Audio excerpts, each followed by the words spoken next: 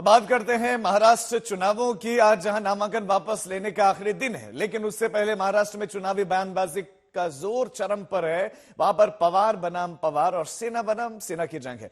क्यों? इस बार युद्ध अस्तित्व और वर्चस्व को लेकर है।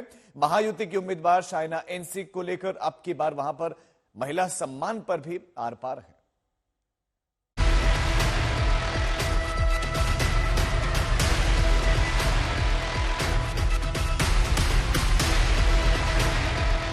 बीस नवंबर को महाराष्ट्र की वोट परीक्षा है। रिजल्ट 23 नवंबर को आउट होगा और उसमें अव्वल आने के लिए ये तमाम दिग्गज जमकर मेहनत कर रहे हैं। सत्ताधारी महायुति और विपक्ष में बैठे महाविकास अघाड़ी में जबरदस्त घमासान है।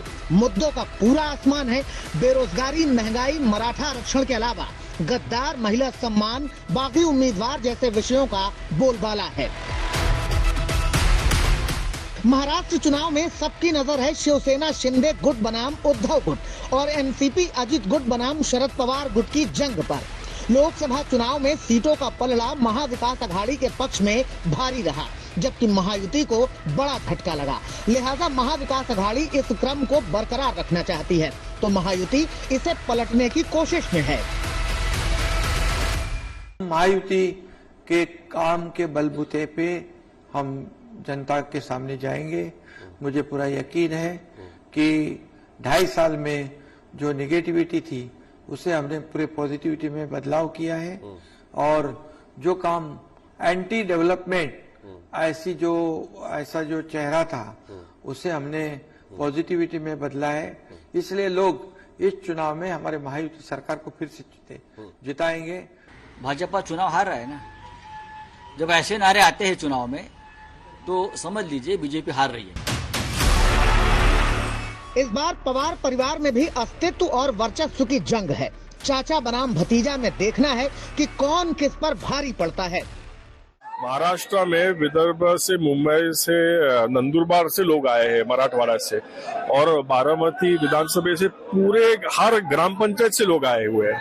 तो ऑब्वियसली दादा ही है। आप पूछो जरा, आप जाके हर आदमी को इंटरव्यू करो, वही आपको बताएंगे दादा कौन है। इस देश की फिरकापरस्त विचारधारा के खिलाफ लड़ रहा है और वो बोल रहा है कि महाराष्ट्र में बदलाव ला के दिखाऊंगा। ये शरद पवार जी की हिम्मत है।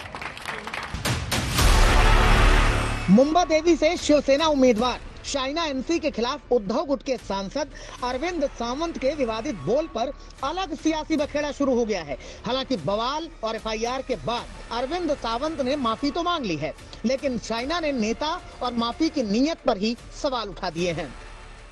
वो वक्तव्य को उसका अलग अर्थ लगाकर जानबूझकर मुझे टारगेट किया जा रहा है, वो मुझे खेद लगता है, दुख लगता है। लेकिन फिर भी मेरे वक्तव्य से किसी को मन को ठेस पहुंची होगी तो मैं दिलगिरी व्यक्त करता हूं। मैं उनका सम्मान करता हूं और मैंने कभी पिछले मेरे 55 साल में अवमान नहीं किया, आज भी नहीं करूंगा, कल भी नहीं करूंगा। प्रियंका गांधी जी कहती है कि लड़की हूं, लड़ सकती हूं। मैं पूछना चाहती हूं विपक्ष के हर एक महिला नेत्री की चुप्पी और साइलेंस क्यों है? जब आप देखते हैं कि कोई भी पुरुष कोई भी पार्टी के हो, जब वो कोई बयान देते हैं तो आपको खड़ा रहना चाहिए, आपको बोलना चाहिए। आप सब चुप हैं। अब की बार मुद्दे कई हैं और महाराष्ट्र के रण के नतीजे सभी गुटों के लिए आगे की दशा और दिशा की राह भी तय करेंगे। यही वजह है कि जंग में साम दाम दंड भेद सभी हथियारों का खुलकर इस्तेमाल हो रहा है। आज तक ब्यूरो।